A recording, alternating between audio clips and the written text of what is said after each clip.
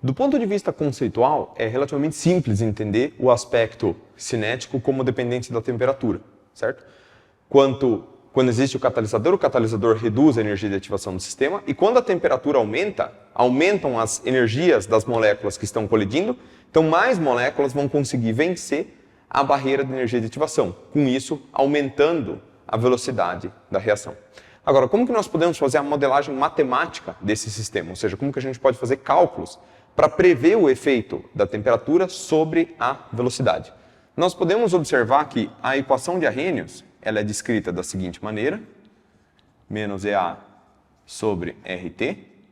E aqui nós podemos aplicar o logaritmo natural em ambos os lados da equação, em ambos os membros. Eu vou ter o ln do produto, A vezes a exponencial de EA sobre RT. E aqui o ln do produto é a soma dos ln's. Então, ln de A mais o ln da exponencial são funções inversas, elas vão se cancelar, vai sobrar apenas esse termo aqui, que é menos EA sobre RT, que também pode ser escrito assim, ln de K é igual a ln de A mais menos EA sobre R, que multiplica 1 sobre T. Então, se a gente observar aqui, né, separando esta equação em diferentes regiões, seria o equivalente a eu dizer que y é igual a A mais B vezes x. Ou seja, uma equação de reta típica, em que A é o coeficiente linear e B é o coeficiente angular.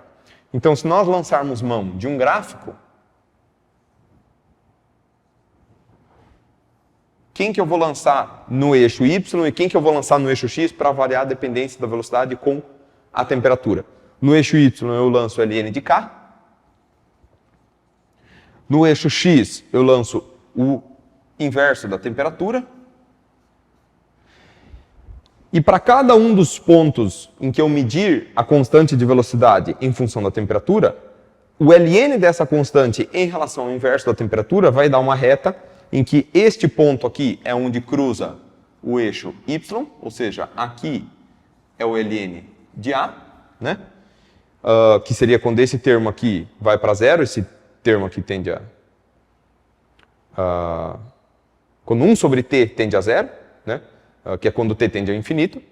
E o coeficiente angular dessa reta vai ser o menos EA sobre R, ou seja, será uma sequência de pontos decrescentes. Decrescentes por quê? Porque esse coeficiente aqui ele é negativo, né? E nós vamos poder medir uma reta mais ou menos desse jeito.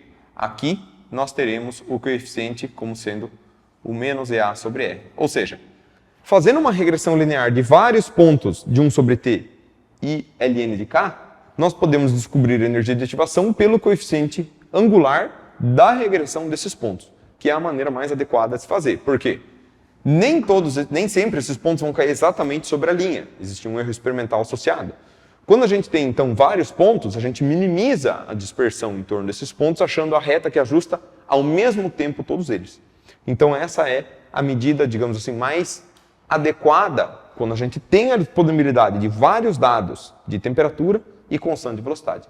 No livro tem alguns exemplos disso, tanto em termos de plotar o gráfico, como em termos de obter os parâmetros de Arrhenius a partir da regressão linear. Quando o exercício pergunta quais são os parâmetros de Arrhenius, ele está se referindo tanto à energia de ativação, quanto a este fator pré-exponencial.